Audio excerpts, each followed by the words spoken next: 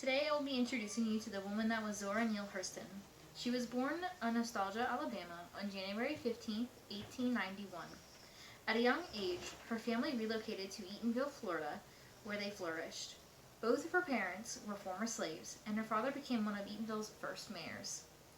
Hurston said that slavery is the price I paid for civilization, and the choice was not with me. It is a bully adventure and worth all that I have paid through my ancestors for it. No one on earth ever had a greater chance for glory. According to Hurston, in an essay about her life called How It Feels to Be Colored Me, the town of Eatonville was primarily African American, and during her 13 years, she seldom saw white people there.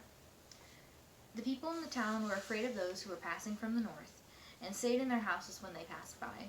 As a child, she spent a lot of time on the porch, watching people pass by and questioning them about their travels. Her family did not like this very much, but it was one of her favorite things to do. As a child, she perceived no difference between African Americans and white people, only that white people were the ones passing through and never staying. They would often ask her to dance and give her money for it whenever she was young.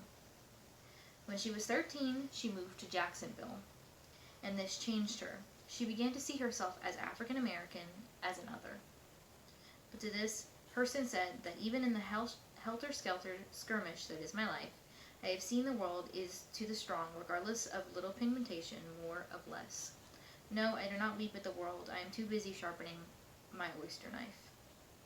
Growing up, she felt like she was at center stage and a representation for African Americans. Because her parents used to be slaves, she believed that she had to use her own force of will to shape her life. She also said that she never felt colored, even in her older years. She was just another person, but she could feel out of place among a lot of white people. She felt like she stuck out. She had a love of jazz and loved the way it made her feel wild and free.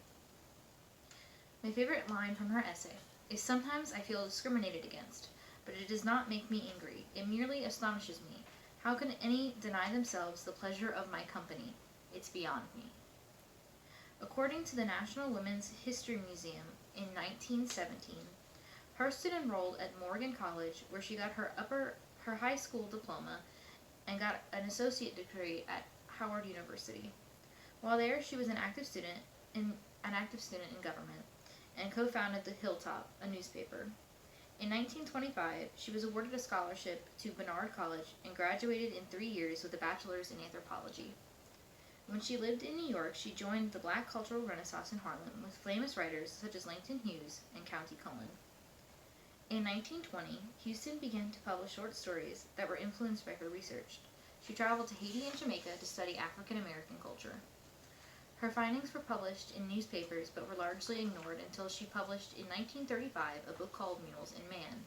Later, she made a play called Mulebone with Langston Hughes, and between the years of 1934 and 1939, she created 3 books, including her most controversial, Their Eyes Were Watching God. In 1934, she founded a school of dramatic arts at the Bethune Cookman College.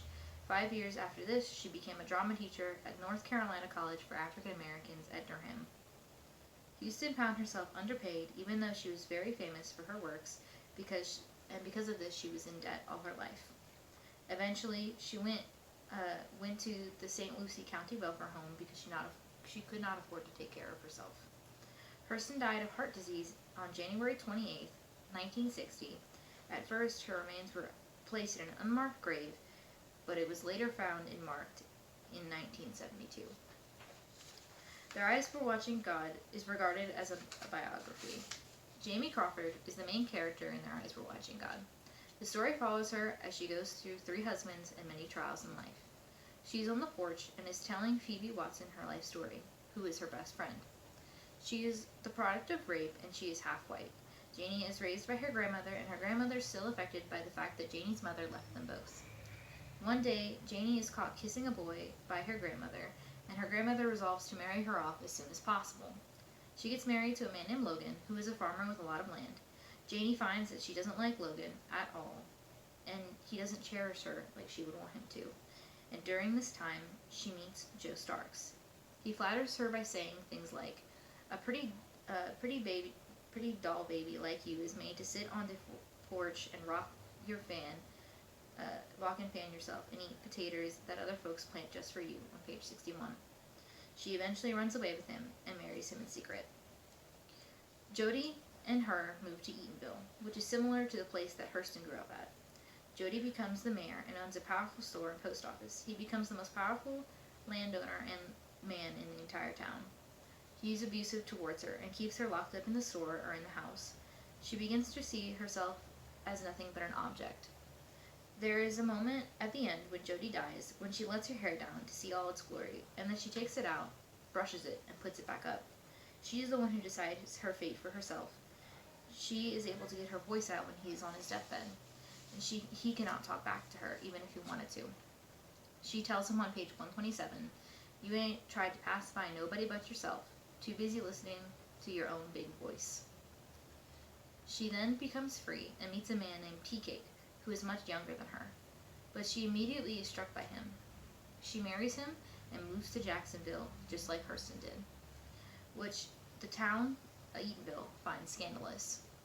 While being with him, she felt like her soul crawled out from his hiding place, 171. There are issues in their marriage, though, like when Tea Cake took her money to party and didn't invite her. But afterwards, they agree to move to the Everglades because people there are fun and like to fool around, like Tea Cake says. 2 years after they get there, a hurricane hits the Everglades, and while trying to escape the floods, a rabid dog bites Tea Cake when he's trying to save Janie.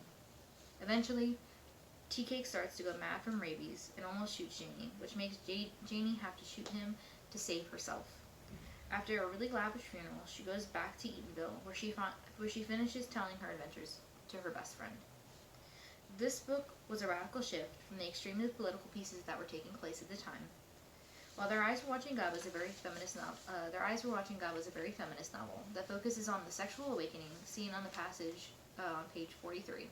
She saw a dust-bearing bee's ink into the sanctum of a bloom, the thousand sister calyxes arched to meet the love embrace, the eclectic shiver of the tree from root to tiniest branch, creaming in every blossom and frothing with delight. So this was a marriage. She had been summoned to behold a revelation. Then Janie felt a pain remorseless, sweet, that left her limp and languid. Not only was she awakening sexually, but she began to understand herself through romantic ties as well. She went from man to man in an effort to find someone that suited her, and decided to do what she wanted in the end on her own. Her book was criticized by many black writers of the time, such as Richard Wright. On the 5th of October 1936, in the New Masses on pages 22 to 23, Wright wrote that Miss Hurston can write, but her prose is cloaked in the facile sensuality that has dodged African-American expression since the days of Phyllis Wheatley. Her dialogue manages to catch the psychological movements of the African-American folk mind in their pure simplicity, but that's as far as it goes. Miss Hurston voluntarily continues in her novel the tradition which was forced upon African Americans in theater, that is, the minstrel technique that makes white folks laugh. Her characters eat and laugh and cry and work and kill. They swing like a pendulum eternally in that safe and narrow orbit which America likes to see the African American live, between laughter and tears. He believed that this book was a minstrel show, but that's far from the meaning of this book. This book is one of sexual discovery and invention. It is a realistic story of love and hardship in a way that is very revolutionary to the feminist ideal. It explores the hardship of marriage and oppressive male figures that only women can understand and experience.